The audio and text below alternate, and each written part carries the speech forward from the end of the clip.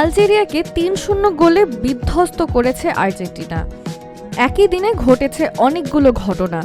বিশ্বকাপের ইতিহাসে নিজের প্রথম হ্যাট্রিক করে গোল সংখ্যা ১৬তে নিয়ে গেছেন লিওনেল মেসি।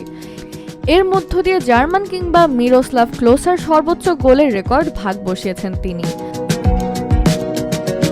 বিশ্বকাপের সর্বোচ্চ গোলদাতাদের তালিকায় এখন যৌথভাবে শীর্ষে আছেন ক্লোসা ও মেসি। তাদের ঠিক পেছনেই ১৫ গোল নিয়ে রয়েছেন ব্রাজিলের কিংবদন্তি রোনালদো নাজারিও, আর ১৪ গোল নিয়ে পরের অবস্থানে এমবাপ্পে। তবে ইতিহাস গড়ার এই রাতে ছায়া ফেলেছে একটি বিতর্ক। ম্যাচের সময় আলজেরিয়ার ডিফেন্সার আইসা মান্দির ওপর মেসির করা একটি চ্যালেঞ্জ নিয়ে প্রশ্ন উঠেছে সোশ্যাল মিডিয়ায়। প্রথমার্ধের মাঝামাঝি আর্জেন্টিনা ১-০ ব্যবধানে এগিয়ে থাকার সময় ঘটনাটি ঘটে। বল দখলের লড়াইয়ে মান্দির ওপর কড়া চ্যালেঞ্জ করেন মেসি। রিপ্লেতে দেখা যায় তার বুট আলজেরিয়ান ডিফেন্সারের পায়ের পেছনের অংশে লেগেছে।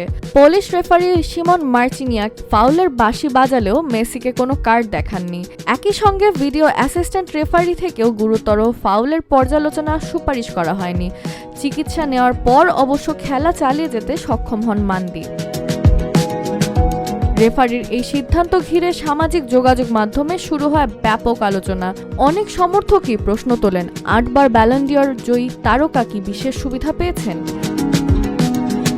ইউএসপিএনের বিশ্লেষক আলে মোরানো চ্যালেঞ্জটিকে লাল কার্ড যোগ্য বলে রায় দিয়েছেন। তার ভাষায় এটি শতভাগ লাল কার্ড।